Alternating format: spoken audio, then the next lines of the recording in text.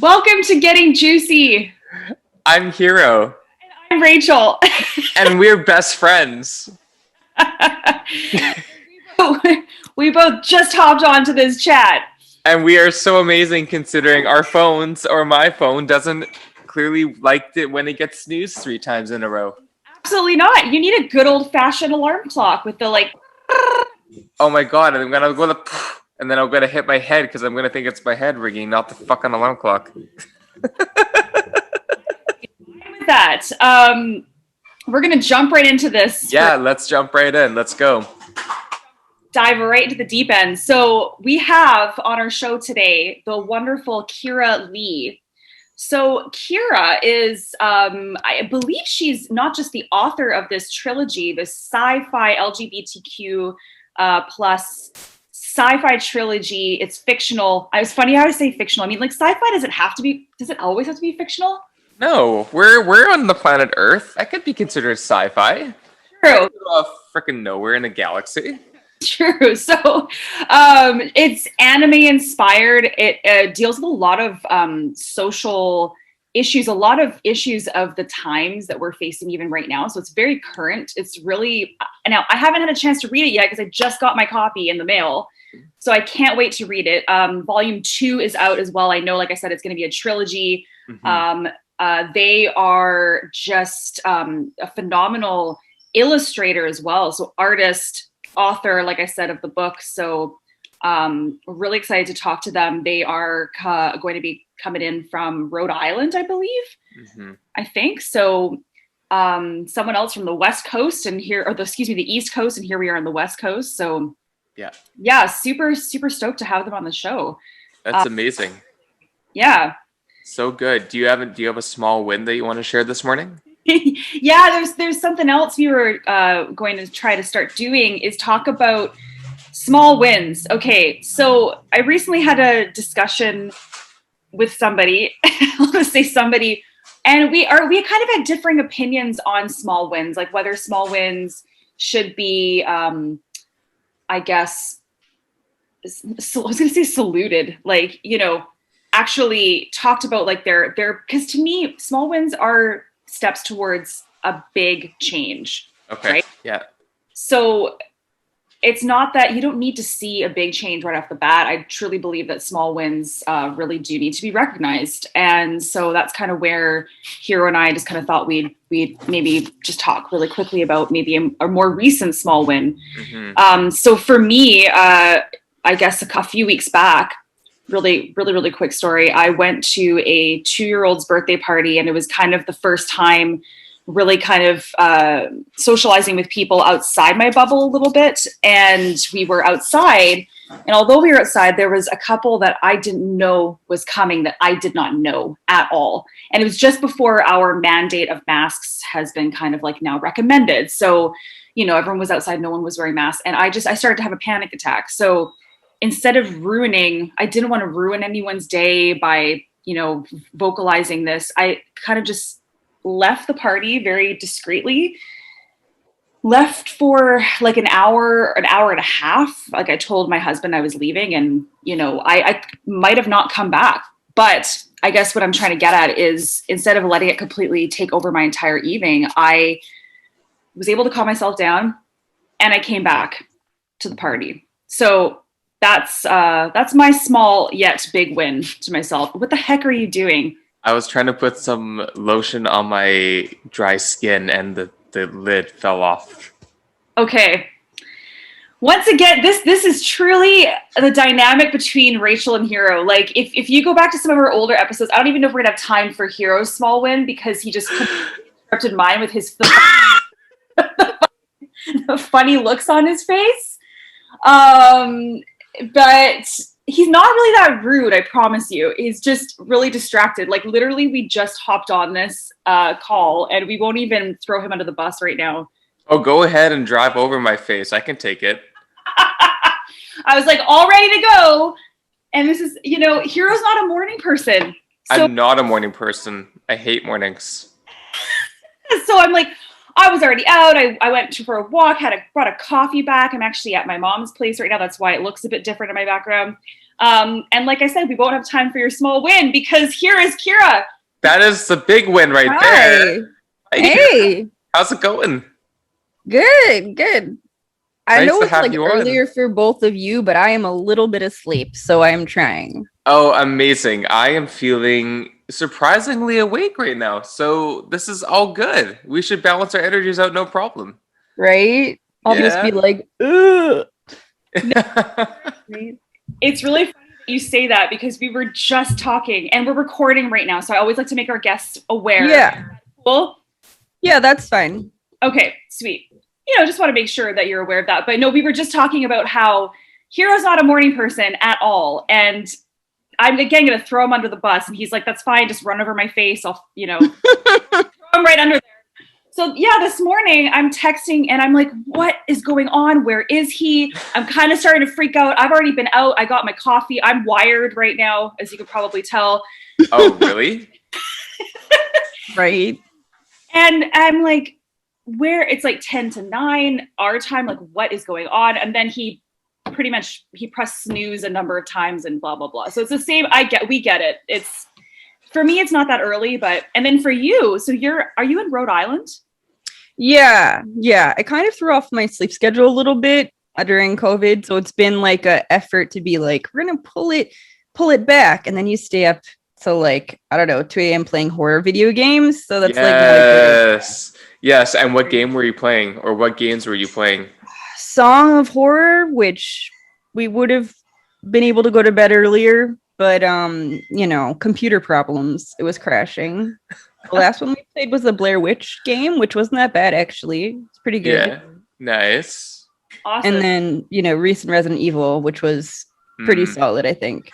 Okay, with Resident Evil, when I played Resident Evil 4 way back when it was out for the Wii, I didn't know that you could run in the freaking game, so I was walking my ass for the first 10 hours, and then my friend picks up the computer or the controller started running. I'm thinking, how the hell did you figure out how to freaking run? Because my game has been so fucking hard, and no wonder that these freaking zombies are killing my ass, because I didn't even realize I could fucking run away from them. I don't have to go like pace by pace by pace. Right?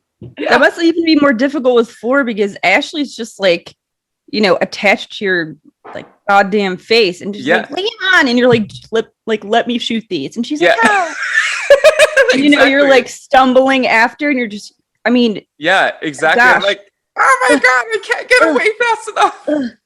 Yeah, and then she screams out, you got to run back at her, but you don't know how to run. I'm like, so bitch, I'm crippled. I can't walk. I can't even run. I can just hobble. Oh my god, that sounds terrible, but it is a funny story. Yes, I thought so. Oh, yeah, like retrospect. I know, and Rachel's like, "What are you talking about?" No, I'm actually love horror movies, but I'm not a gamer, and I know Hero's a gamer, so that's actually like it's a perfect way to start the conversation. I love it. Yes, totally. Kira, we did a very short kind of intro to you, and it's funny. I'm actually, so my background's a little different what I normally have. I'm actually in Vancouver. I don't know have you been to Canada before? I have not, but I have Canadian friends. Okay, sweet. So I'm 5 hours from where I actually normally do my podcast where I live because I'm visiting with my mom. But the first volume of your book came to me when I was gone, so I haven't even been able to get into it yet. And I really wish that I did before we spoke to you because I'm super stoked to get into the trilogy. So I guess like what I want to start with is maybe introducing yourself. We kind of just mentioned, that you not just are the author of the trilogy, but I'm assuming you also do the illustrations, right? The art. Yeah. So I have a fine art background. I went to school for art education, mass art in Boston. Wow. Somehow managed to maneuver from that into tech and freelancing. I don't know how that happened. And trying to get back into doing art full time, and kind of decided writing was sort of what I wanted to do. But yeah, no, I have a fine art background. Oil painting mostly, but I've kind of done a bit of everything. Like I used to actually have shows like all over the place. Like I had a show in Japan, France, I think Mexico. I had a lot of work out. And then, because I'm that annoying person, I was like, I don't actually want to here's the story. I don't actually want to hang out with art buyers. Like, I don't want to do that. So I'm just going to keep making art. And that turned into making websites because, you know, even if I have a baby face, like I'm 33 years old. So I've been making websites and crap since I was like 14 and hacking people's Neopets accounts. That's illegal. Don't do it. But it's how I learned how to make websites. Amazing. So yeah. And then, you know, you get into freelance. And I've been lucky on that. Like, I've been super lucky to be able to work from home, work whenever, low cost of living area. And, you know, COVID hit and I was like, oh, mortality's real, isn't it? Too bad I'm not a vampire or a giant, you know, a sentient robot. Too bad. So it got a little scared. And I was like, maybe I should release some of these stories that I've been writing for a really long time, even if like they're a little bit out there, like they're not really a lot like anything else in the sci-fi genre right now. And I did. And now it's a journey to, I guess, be a full-time artist, something I've been trying to do since I was really little. That's so cool. And thank you for being so raw and real about that too. It's what we foster on our conversations with whoever we have on. What was some of your first experiences artistically, creatively, and was it from within yourself or was it from your environment or the people you grew up around? I don't know. I mean, third grade, I had a really awesome art teacher, and I thought it was really cool that, how do I frame this? I was pretty young, but I thought that there's so much emphasis placed on math and science. Now I'm in tech, like I build like websites and I work with technical teams. Like I get it. Mm-hmm. But if you don't put an emphasis also on art, like basically anything that we have won't have been created. Like we have user interface design that's still art. Like your laptop or desktop computer is design that's still art. Like without art, you don't really have anything usable. Like you have like dry stuff, and humans are emotional creatures. So I was like, if I can teach people how to reach that creative part of themselves, then maybe I can do some good in the world. And that was like a little kid thought. Wow. But then I got older and I passed the exam for teaching. I could have done art or English. And I loved my undergrad stuff for teaching kids like computer art, basically. So I taught them Illustrator, like light video editing, stuff like that.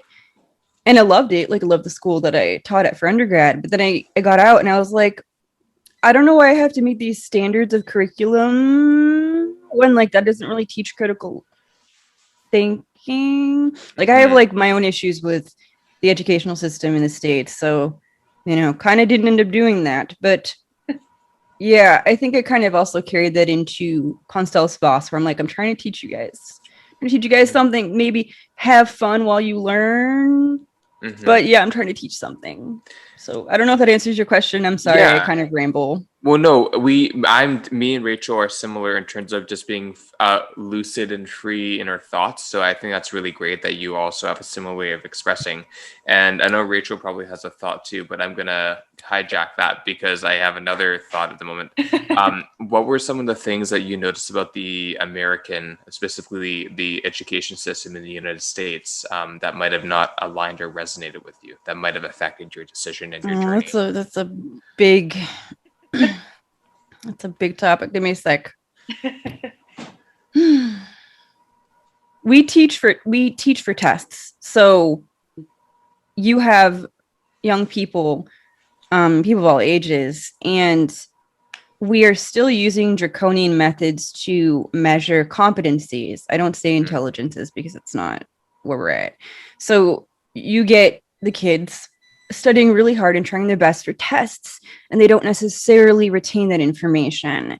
The money stuff for public schools funding is based on test scores. So you have, you know, young people who learn differently. Maybe they're kinetic learners, maybe they're written learners, maybe they're auditory learners. I don't know. Every single person has a way to learn something. And in teaching, it's called like islands of competencies, where like it's your job to kind of ferry kids along to like where they can latch onto and grow those islands bigger to expand their skill set and their knowledge. Yeah. And you know, as a systems thinker, I can't really vibe very much with having lessons planned around a really static rubric and also having lessons planned around how to get the best test scores, because a lot of that's just memorization. Right. And that doesn't really measure if a student has learned something. No, not at all. So yeah, it bothers me a lot. There's a lot of other issues, like how we teach history in the States. Like we're just, you know, revising history as time goes on. I don't like it. Like from, you know, a race perspective or a gender perspective, like a lot of marginalized groups were like, we're just gonna be America because, you know, fuck yeah, America. And I'm like, we should probably teach history. Like we should teach history. So yeah, I have a lot of problems with it, but I don't. we could have like a 5-hour conversation about it, which is nice, but gosh, just let kids be kids and teach them how to think critically. Don't like force them to learn a certain way. So with that being said, because you kind of alluded to, or you kind of said that, you know, with the stories that you write about, that you're wanting to, you know, put those out there to teach, you know, youth or whomever really about your thoughts on, I'm assuming it's really a lot about society now, and it's very like I said, I haven't been able to read it yet. I really wish I did, but very current. And maybe just explain more about the inspiration for the just kind of what Constelis Voss is about, and you know how you hope that will inspire others. Yeah, sure. So on one level, you can read it like a goofy space romp, like pretty standard from point A to point B. But I wrote it like a puzzle because I'm super inspired by, like, you know, the OG Russian lit intelligentsia stuff, where if you look at a piece of media one way, super happy fun time. Yeah. But if you're looking for something, you may be rewarded for thinking more deeply about what's in its pages. So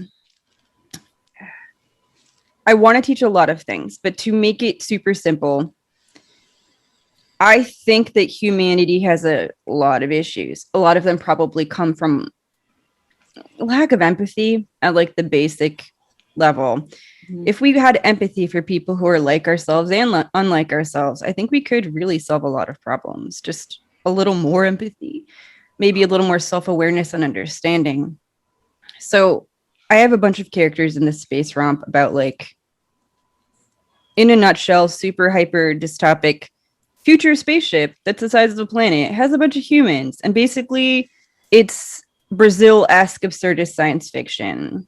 So a super robot, way too powerful, and they probably shouldn't have done it, gets the personality file from some dude in the 90s, and he's like, wow, why am I here? Class warfare, what's happening? So, you know, he goes on a journey. It's a little surreal, and it'll probably rambling, and I'm sorry. No, it's I'm really bad at it. It's the neuroatypical brain. I'm just like, okay, I'm gonna chase. It's perfect. It's perfect. Continue. Yeah. So the basic premise is super simple, but then you have a lot of different characters, and they're so different. Yeah. And they all represent some kind of trope. So like Alex, we're gonna just do protagonist because he's sometimes not a great dude. Is, you know, the idea of the queer anime villain, but like if he was the hero. You know, Polly is the mean girl, bottle blonde, like high femme. But she's not really any of those things. She's just as stuck as everybody else is, and kind of depressed because life is bad on the ship. That's like normal. So we have every character like that. We even have a femme fatale, Diana. And, you know, that's the using sex and sexuality to kind of, you know, get something usually out of guys and like be a little insidious. But she's the most maternal, loving, caring, and empathetic character on the cast. So that's what I wanted to do, is go, hey, volume 1 is intro to tropes. Hey, volume 2 is maybe these tropes don't make sense. What's happening? There's a mystery. And volume 3 is like, see, now we're learning things. Isn't that cool? So It's like the politics of power is in there. Everything's in there. If people read it and they're like, I wonder if this was on purpose, chances are it was definitely on purpose. Yeah. So I like to make things that have that glee of, if you want to go deeper with it, it's totally there. Like, it's obviously there. But straddle that line of like, but you should still have fun with it. There's a lot of humor. Some of it's like really bonker doodles. But yeah, I think you can teach and still have fun. I think you can make stuff that's meaningful with still comedy in it. Like, there's a lot of comedy. And I think that's important. Constelis Voss does what I think a lot of media, in my mind, I may be completely off base, has trouble with balancing serious topics with still being fun and funny, not necessarily giving everybody the answers, but also not treating the readers like they can't get it. Yeah. Because I don't want to do that either. I think it's probably the most complicated thing I've ever created, but it's also not too difficult if readers kind of go into it going, okay, I probably should be paying attention to the motifs. But, you know, if I'm having a tired day, I don't have to. But I should probably pay a little attention to them. I think it's fun. I think it's necessary to have fun and maybe learn if you want to learn something. But it sounds like you could, you could, if you wanted to, like you said, maybe someday you're kind of tired, but you could reread it. And I'm probably would assume that you would actually get things out of it that maybe you didn't the first time around, because it just depends on, where your mind is at for collecting information at that moment, right? So yes, yeah, it definitely, if you read it several different times, you'll get a different outlook.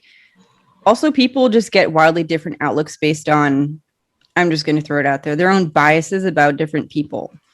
So I hope this doesn't make anybody mad, because people have read it and they've given me opinions on it. All the characters are, they have crossover with each other. So, for instance, Polly, the mean girl, and Alex, they're both like kind of jealous, emotional characters. If you don't like Polly, but you like Alex, I find that strange, because he's kind of an asshole. So that's, you know what I mean? Like, if you don't like Polly, why don't you like Polly? Because they share traits between each other. Yeah. If you like Alex, but you don't like Diana, well, Alex is also low-key the femme fatale, but just like queer as shit. So if you don't like one of them, you may have a bias there. Like Vox is black. If you don't like her when she's brisk and kind of about stuff, but you like Sebastian, who's a tiny baby mayonnaise dictator, why? Like, I kind of made that, and I'm sure people are gonna be like, you're wonk, like, you're just Wonka burgers. But I'm just like, no, there's enough crossover between them. Olive, the little pink-haired one, like, she's the manic pixie dream girl, but she's also really smart. If you don't like her, but you like Henry, and he's the himbo, why don't you like her? Do you not like her because she's a girl? Like, we have to start. I gotta ask. There's enough crossover, and there's crossover for a thematic reason, and I'm not going to spoil that. But yeah, I kind of wrote a honeypot trap, to be honest. I did. I've done it before. I write op-eds in tech, and that's how I had a freelance career. And I write stuff that makes people angry because they fall into a trap, because I've been trolling since 2002. So yeah, no, I'm kind of like a shit lord, but love it. I kind of love it. Like, I'm low-key irritating, and that's okay. But that's my outlook, is like, why don't you like certain characters? You can watch a movie and you'll see how many people like really, really hate. What's one? Captain Marvel. Like, I loved Brie Larson. She was great. Me too. Also, like, right? Like, Nine Inch Nails t-shirt in the film, I was just smitten. I was like, I love this 90s music. Like, please, I love you. Absolutely. Oh, we're in the same generation-ish. Mm-hmm. Yeah. Right? Yeah. Right? So, like, I don't know, play my handle, but she's also a babe with the short hair. So I was like, hey, we need to do this. This is great. And then people were like, I hate it. And I was like, you like Bucky Barnes. Bucky Barnes has like the personality of like a piece of toast in the films. So Why are you mad about it? Why are you mad about Brie Larson? She said bad, mean things. What? She hurt your feelings all of one time. Oh no. Oh my God. You really are like, you're the god of mischief. Maybe a little bit. No, it's perfect. Oh my gosh. I love it. So then the anime component, because I shouldn't say the word obviously, but to me it's kind of obvious that you've been inspired by anime. Is that correct? Yeah. It's the 90s fare of like, I don't know. I had some formative moments where it's Sci-Fi Channel in the early 2000s, maybe. And it's Sunday, and you're like, what is Ghost in the Shell? I don't know what this is. Mm-hmm. It's one of my favorite films, 1995, Ghost in the Shell. Mm-hmm. I saw Akira way too young, scarred for life from some of that. Mm-hmm. But it's great. I love anime. I think anime is awesome. But there was also a time period when it was wicked experimental and like very weird. Yes. Yeah. Well, and also like, I mean, there's much more, I guess you could say awkward than like Miyazaki, but like Spirited Away is a good example too, you know? I think so pretty mainstream considering of how much mainstream attention it received. But I remember in 2001, 2002, when it came out, or whenever it did, early 2000s, and I thought, like, this is amazing. Like, this is absolutely fascinating, captivating, taking me somewhere that I never thought I could go to and own animation, right? So, and I was a major anime fan in westernized anime when stuff came over here to our, like, kids networks and Teletoon and stuff. So, like, I was majorly into Dragon Ball Z, Dragon Ball GT, Pokemon, Digimon, Card Captors, Sailor Moon, Hello Kitty, like all of that stuff was in like the early 90s in Canada at least, and I'm guessing in the States as well. So it's amazing how like even like Yu-Gi-Oh as well, like all these shows that have come out, and then you got the next generation that's like watching Inuyasha and Naruto and Gundam Wing and all these other shows that inspire manga, that inspired, maybe even came from graphic novel and stories that became animated or vice versa, right? It's such an industry that in North America, I think, depending on your culture and maybe what you subscribe to, you might see it all the time, but you could easily miss it. You might not see any of it at all. But I mean, like, Rach, I don't know if you like have looked at anime online in the past, but the amount of anime series that are out there, it's overwhelming how many series there are and how many seasons these series have. Like years and years of seasons. It's you can't catch up with it at all. So you have what I'm coming back to is you have such a database of references that you can take from and make your own because of all the different artistic viewpoints that anime has had in North America and in Asia and I guess everywhere, to be honest. Yeah, definitely. I mean, it's a gigantic lexicon of, also with Miyazaki, you get Nausicaa, which was like low-key a little bit steam punky a little bit, which was one of the earlier films. That's right, yeah. Then you got people like Satoshi Kon. Oh, rest in peace. I miss him so much, and I don't even know this dude who made Perfect Blue, Paprika, Paranoia Agent, and Perfect Blue ended up inspiring The Black Swan and Requiem for a Dream. Like it inspired these films. Wow. I miss this guy. Like I don't know him, but like I cried when he passed, and people were like, "What's wrong with you?" And I was like, "I don't know. One of the coolest filmmakers ever is gone now. I'm sad." Yeah. What do you want?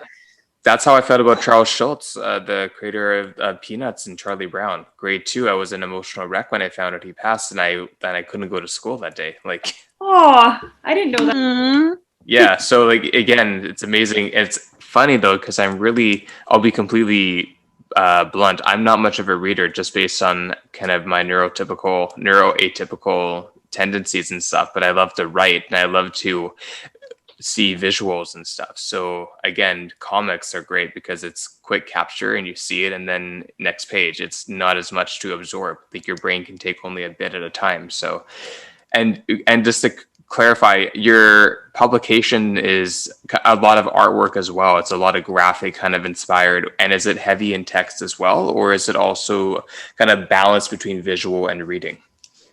It's mostly text. The art is just kind of, for right now, supplemental. Mm-hmm. But as someone who's also neuroatypical, I wrote it in a way that it shouldn't be that challenging. Like, the symbols are there, but it's not like Russian lit style where you're like, wow, why is this paragraph like the size of 3 pages? We don't need to be doing that.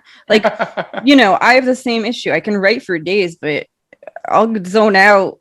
If you don't catch me really quickly, I'm like, I don't even know these characters. Why am I here? Yeah. Like, why am I reading this? No, I'm super picky. Like, I'm obnoxiously picky about what I read.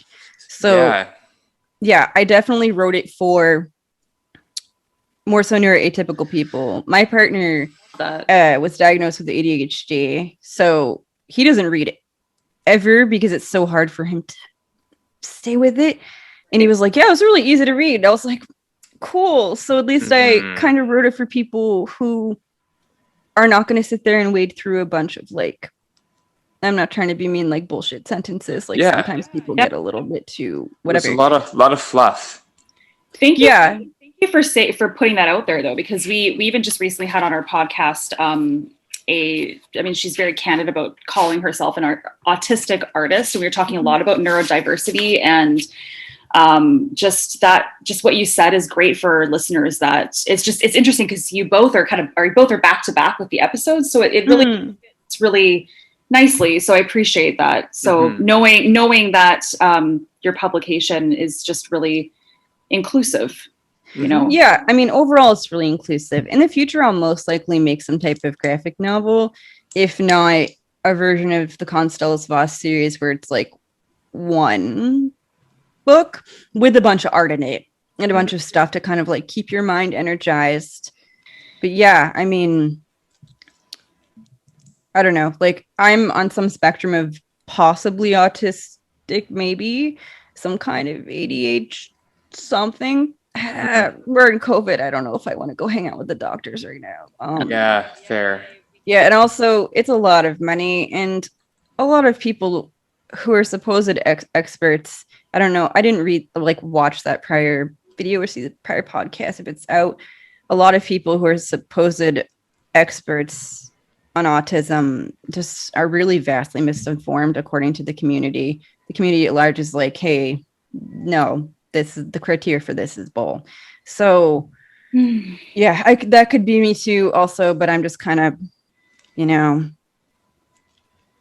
gonna go with the flow and work the way that I work and maybe make some things that hopefully people who, get a little hyper focused on symbolism can have some fun with, or, also not just be deluged by linguistic, I guess, literary information that they don't have to read.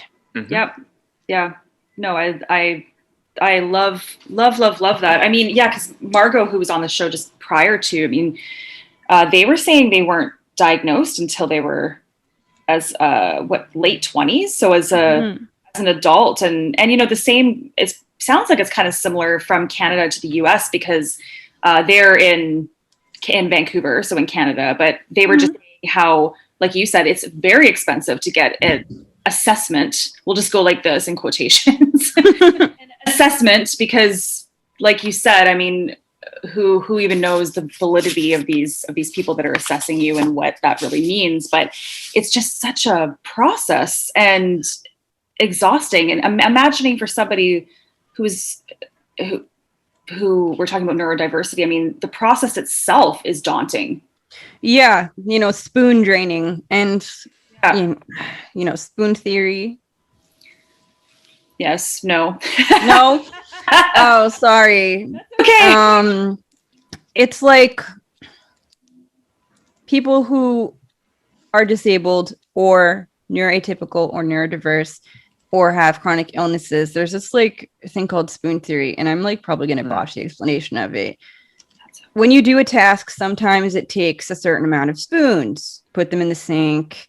Like, maybe checking your mail is only 1 spoon for one person, but maybe checking your mail is like 5 spoons for somebody else. And when you run out of spoons, it's like what you have for the day.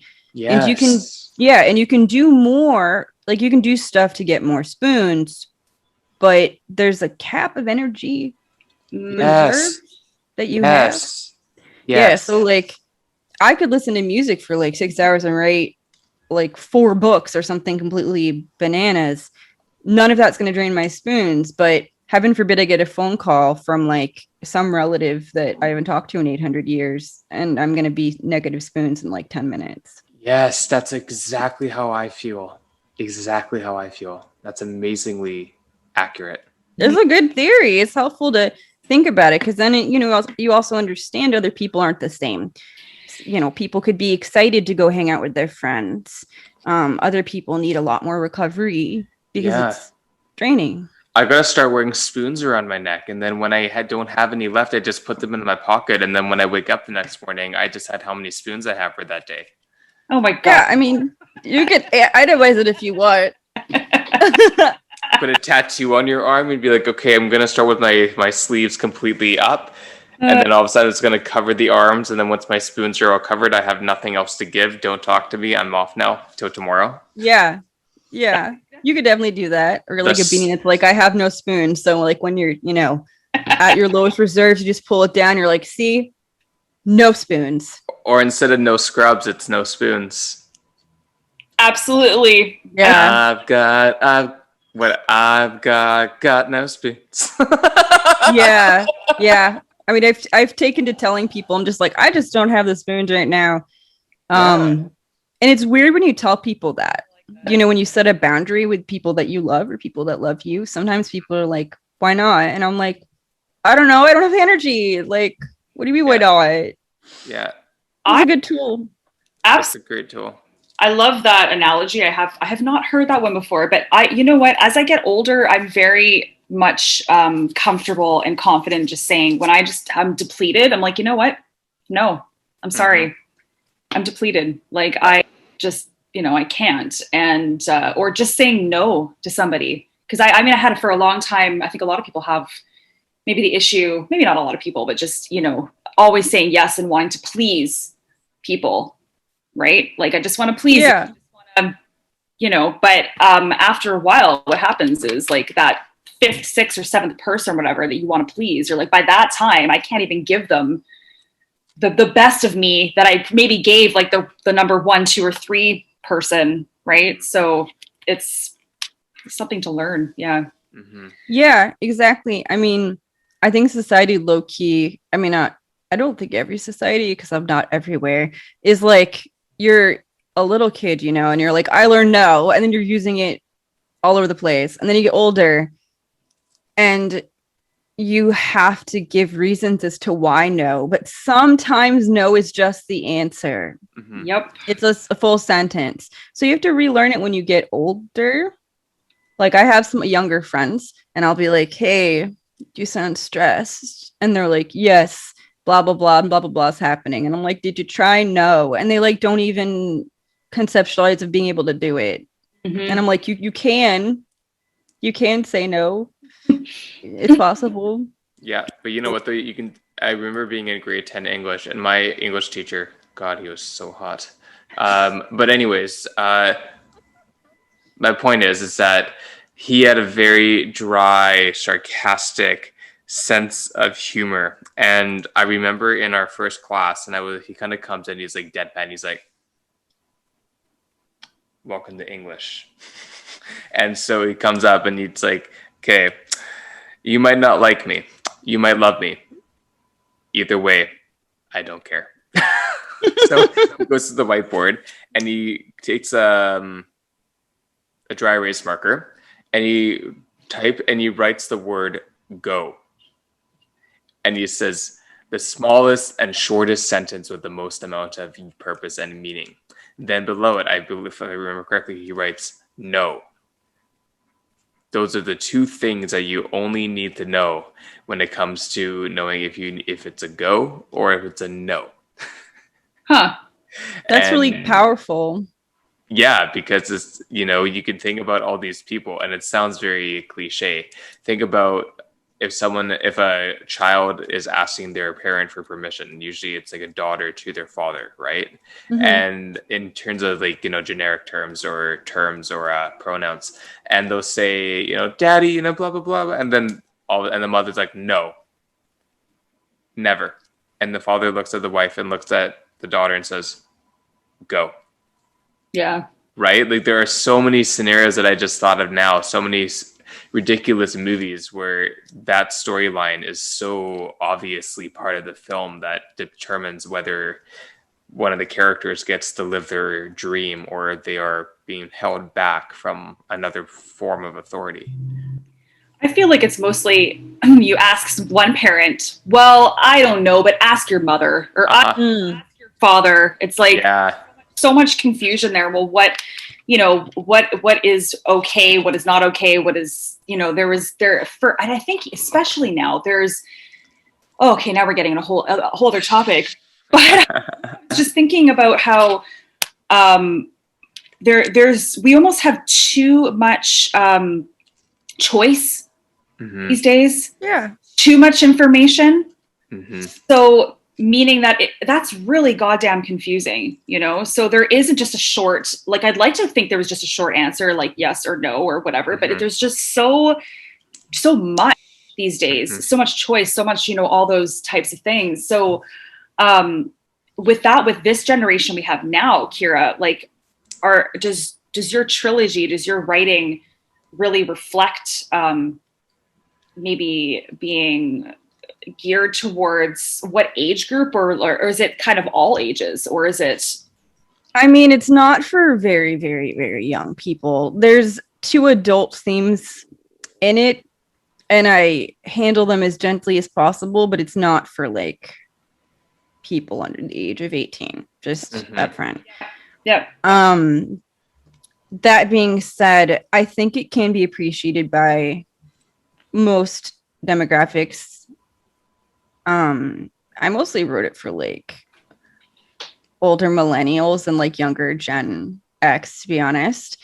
Okay. But it's just because some of the references may be a little lost. I'll tell you a funny story, and I am possibly wrong. Possibly having like the chaos by robots like fighting tyranny and punching a terrible like dystopic space regime and then being really fun and having a lot of gay jokes is something that the youth population wants. Yeah. But I'll tell you a little story. So I actually started this mad long ago, like forever ago. Started Constelis Voss. So I'm on Reddit because of course I am. And I'm like, hey, do you guys want to give me some feedback on a part of it? This chapter didn't end up making it into the final trilogy. And I was like, give me feedback. And I had somebody be like, hi, so when you say pager, do you mean cell phone? And I was like, no. I was like, I said in the post. Yeah, right? I said in the post, I was like, this is a story from kind of a different time. Like at least part of it's from a different time. Wow. And they were like, yeah, but it's really confusing. I was like, no. He looked at the pager, then the alarm clock. There is a clock on the table, and this is a pager. Like, I like lost my mind. I was like, I can't do this. Like, I like sat here, like looked at the screen. I was like, I can't do this. Like, please. So I'm sure there's stuff in Constelis Voss. People are gonna be like, I don't know what the fuck that means, and I'm gonna be like, it's a real thing. Yes, we had them. These little. I mean, I did have when I was a baby. These little freaking boxes, and like you couldn't really do very much with them. But they came out around the time that that Alex's brain memories came from. So, I don't know. Maybe the youth population will be able to get it, but it's very much a 90s flavored something or other. Well, even like a Palm Pilot, like right? we talked about that not that long ago.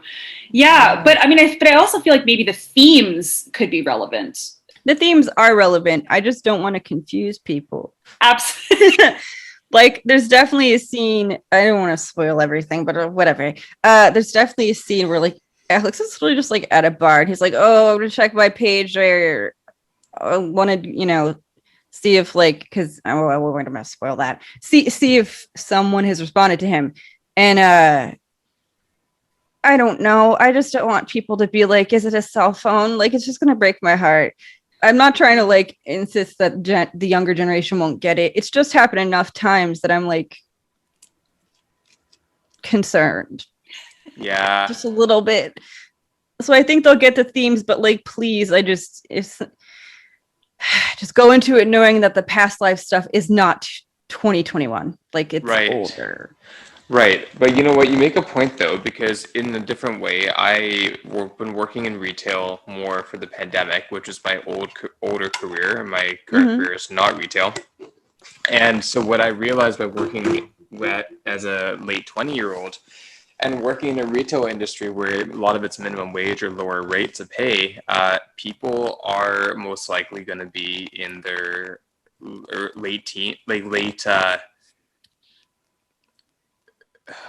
like 19, 20 or whatever, kind of in that way, right? And so whenever people would check out and they would give their email and we'd ask for their email for our database or whatever, they would say at Gmail, right? And so when they would say at Hotmail, because that was very much, at least in Canada, like Hotmail was a huge email for us to use. They don't know what Hotmail is. Oh, yeah. Yeah. Right? They have no idea. And so when I go to people and they give me an email and they say at Hotmail, I'm like, yeah, I know we're a similar generation. That's right. And then you get like all the people that are 35, 40, 45, they're like at Shaw, at TELUS, which are like Canadian cell providers or like TV providers, or like a Comcast or at Simpatico. And I'm like, I know what those are, but I know I look at my teammates and I see them and they're like, okay. They only know Gmail. It's crazy. I mean, I'm not trying to make the youth generation feel bad. It's just... They just don't know, though. Yeah. It's not relevant to them. Yeah. Which is interesting. That's all it is. Interesting, too, though, because, that age is also really into retro. What they think is retro is the 90s now. Yes, that's right. Yeah. I mean, I still feel like the 90s was only 10 years ago, so I don't know. Like, me too. Right? So it's bizarre. Yeah, true. I could see. So, just thinking to the future, Kira, I can see your. And again, I just said this up a million times. I haven't read it yet, but I feel like your characters could really have a lot of longevity. The cast. So, is this something that you've just said, like, no, I'm going to stop it at 3 at a trilogy, or are you really open to kind of like? I can see some fandom happening and some. Oh, yeah, I'm definitely open to it. I've already had people making fan art, which is really cute, even though, like, I'm not that big. Like, I had to make a big career transition from being, like, a freelancer to indie author. And for indie, it's hard. Like, getting out there, you just don't have, like, the pull of big publishing. So you have to, like, puke dollars at the air. But, yeah, I mean, this trilogy is that story completed. I am working on 7 like prequel novels, but I'm kind of doing them one at a time. So it'll go more in depth into each individual character's life in the 80s, 90s. Cool. I don't want to spoil it, but they're technically different characters than the ones that are in the story. Constelis Voss, technically. Okay. So yeah, it's going to be their stories, and it's going to be, you don't have to read them all together. You can like pick up one, and they're all going to be wildly different. They're going to be first person perspective, which is hard for me because I'm more of a third person limited when it comes to writing perspectives and stories. And they're all just going to be very different. Like Alex's one is almost done because he's the easiest and the hardest to write somehow at the same time. Interesting. They're going to be different. They're going to tell the backstories more or less. But at the same time, I'm going to do something really fun where there will be a couple of events in the various offshoot novels where they will be crossovers. So all the characters may have a perspective of one event. Maybe one of them thinks, oh my God, that person was so rude. Maybe the other one's like, I love so-and-so. So, it's one event and 7 characters, people more or less, will have a different interpretation of what happened. So just like how the Constelis Voss mainline trilogy is about perspectives, perceptions, and how we view other people and what boxes we kind of put them in, which is kind of not fair. The backstories are going to be the same. Everyone can, I don't know, maybe people have an argument in real life and one person thinks like, oh, they're being so mean to me, and the other one thinks like I was trying to help them. Like everyone always has different perspectives based on what's happening. So that will be an interesting thing to do in terms of like a fandom. Yeah, we're working on a wiki. We're trying to prepare for like when that happens. I'm like kind of a stubborn bastard. So my opinion is it will happen and I will force it to happen, which is not like the nicest thing ever, but like. But it means you're determined. You're determined for it to happen, and that means that whatever you set your mind to, you'll make sure it manifests, right? And that's something that not always people have as your character. Yeah, I mean, I don't know, like I want to give my best go at it. I'm 33. I don't want to be like 50 and be like, damn, I did never try to do this. So yeah, there's going to be prequels. I actually made 3D animated renders of the characters, and I might try to make a pilot episode of like some fake 3D anime that's like not real, like of it. I might try if I can figure out Blender. Blender's a little bit too technical for me. So yeah. And illustrations, like I'm open for these characters to go wherever. I don't think that one universe, like I'm a weeb, like I'm an anime nerd. I don't think you have to have characters in like one universe and they can't go and do anything else. Like we can make a new timeline, like fuck it, go for it. Like I can gender swap somebody. I don't give a crap. Like I don't see why I can't do all this stuff. Well, it's interesting, and that's like a topic or kind of what a lot of some more mainstream things are doing. Like I feel like I shouldn't just assume you're a Marvel Universe fan, but I feel like you might be. And a bit, yeah. Okay. Not huge, more the DC crowd because Batman, but yeah. Fair enough. Have you watched Loki? I have not, but I have feelings on it as someone who has not watched it. Okay. But it's just interesting because they're in their timelines, they are weaving in and out of, swapping genders and Loki not being like, just Loki and those. So it's interesting that you're kind of on that topic. Yeah, I mean, it's also because comic books are weird. Like they're great, they're freaking weird. So the source material is literally like, yeah, Loki was a crocodile at some point, right? Yeah, and like, yep. Yeah, no, he was. Yeah. I don't know. Yeah, I just don't see the point of not trying to whole ass everything. If you want to make a new timeline because it's fun, do it. If you want to gender swap characters, do it. Mm-hmm. If you want somebody to be like having an entire series where they're a villain and the next one they're the hero, I don't see why just do it. What's the point of not doing it? Yeah, absolutely. It's like, hero, where are you? I'm just enjoying listening. That's part of our podcast, is that sometimes one of us will be more dominant in investigating questions and conversation, and others are just listening. And it's neat to kind of see the balance of everything that you're doing, Kira, with what you're writing about, what you're creating. Because I was going to ask you, it seems like everything you're talking about, this would translate really well to some kind of Netflix series. Oh yeah, I would love a Netflix series. Like whether it's a limited series or if it's 10 seasons, and each season is, as you said, like about each character. And then you have the 3 main stories from the prequels, or whatever order you want them to be put into, right? So you have a lot of content that can be generating pretty like a good body of work that could bring you to the rest of your career. That's really sweet of you to say, because I think so too. Like, if anything, I'm a fountain of making things constantly, and I love doing it. And I would love to have a Netflix show, if it's live action or anime. I just want it.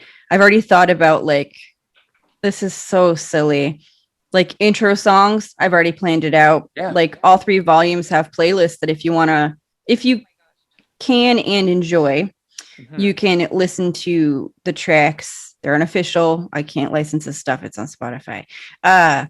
While you read the chapters, and it actually just gives another layer to it. If I could animate, I would have already made this in animation. But yeah, like I would love a Netflix series, and I'm never going to really stop making stories. Like I have a plan to make it a weird, silly, like isekai, like story with these characters where like they're robots. What if they landed on a fantasy planet? I don't know. It's fun. Why not do it? Like I could also put them in a horror genre. I don't like. I could just keep going. I've already done all of this in role-playing games with my friends anyways, like in forums, like, you know, your little stories. So the sky's the limit. I would love a Netflix show. Maybe Netflix should hang out with me. Well, yeah, and you know what? Also, connections there. Well, and yeah. Go ahead. Sorry. No, because you know Netflix was trying to figure out their Canadian head office, right? And they were thinking of Vancouver, but I think they settled in Toronto. I think they chose Toronto as their headquarters for Canada. But what I was going to say is that you could even eventually have these characters in Planet Earth, right? And then they have to figure out society. I mean, you never know what you want to do, but the point is that you have such a creative mind, clearly from how you've articulated yourself, that you could take this anywhere. And the fact that you've taken it as far as it's already gone, I think that's, again, you're just scraping the surface of the planet. Thanks. That's really sweet. Because all this was kind of been in the making for a long time. I just decided maybe I should let other people in on it.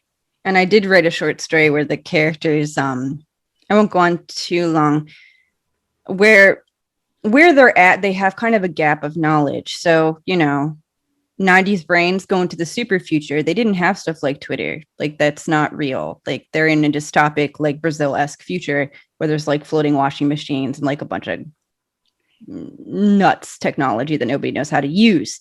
Yeah. So I wrote them like figuring out what Twitter was somehow by manipulating time accidentally and being like, what is this bird thing? I find that really funny. Yeah. Personally. It's funny you mentioned that just because I find it funny because characters be like, I don't know what this is. Why is everyone yelling? What's a hashtag? Like, you know, like old man yelling at clouds. And I think that's just so funny. Like, what would people from the future, even the future and the past, low-key the future and the past, how would they deal with what social media is doing? Mm-hmm. I don't know that they could. Like, you know what I mean? I feel like they'd be like, why is there so much yelling? Right? Or people like what's happening? Like, if I looked at myself as a teenager back in the 90s, the late 90s, because I'm a little bit older than you, Kira, like, and I thought about having the things that we have now. And it's funny, like, as you get older, you're like, I'm never going to talk like my parents, but I'm totally talking like my parents right now because that's just what happens, you know? I would totally be like, what the fuck? Like, what the fuck is going on? And not only that, why does everyone have to why is everyone telling each other what they had for fucking breakfast on social media? Like telling the world, like, I don't give a bananas in your oatmeal. Like, who cares? No, I want to care about, like, did you get laid last night? And if you did, was it really satisfying? Like, give me the real good juicy shit. Let's get through the real, like, you know, get through the granola. Yeah, I mean, that stuff's fun. Social's really cool. Sometimes it's not, because then ideas kind of memeify and they could just be wrong, which bothers me. Yeah, fair. Yeah, I'm on TikTok. I'm on it just because I like video editing and making 3D animations of the characters. Mm-hmm. And every day there's a new like queer discourse that kind of doesn't make any sense. And I have to remember not to be mean to them because I'm like way older than they are. And I'm like, hey, I don't want to do this. Like, I want rights. I don't want discourse about hashtags. I don't think we need to do it right now. No kidding. Right? Totally. And so one thing me and Rachel say this every week, we have no idea where the time goes, you know, like we start the conversation and we wonder, like, where's it going to go? And that's just how our podcast has been. It's a very spur of the moment, kind of just be really in the moment. And so we want to know, how can we support you? How can others support you? And how can others amplify your voice in the community and the production of your artistry? Thanks. That's sweet. The website is constelisvoss.ml. So constelisvoss.ml. If anybody searches for Kira Leigh, KiraLeigh, sorry, the fumes are starting to we need some caffeine. Yeah. I'm all over the internet. I'm basically everywhere. You can look up Constelis Voss Volume 1 and 2 on Amazon.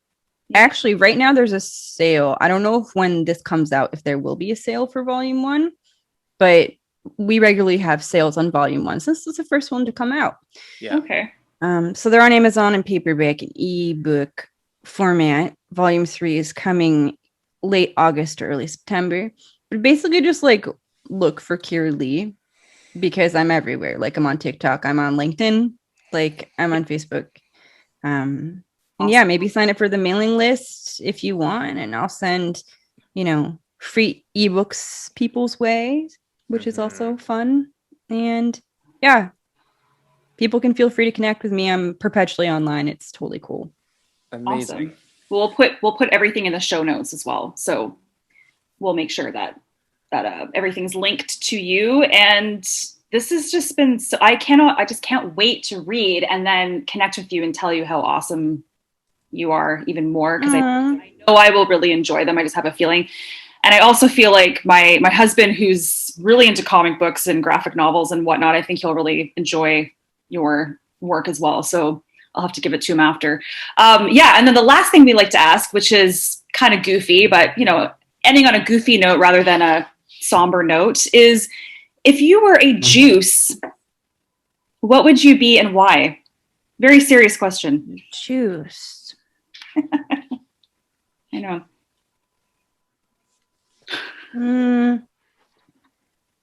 That's really difficult.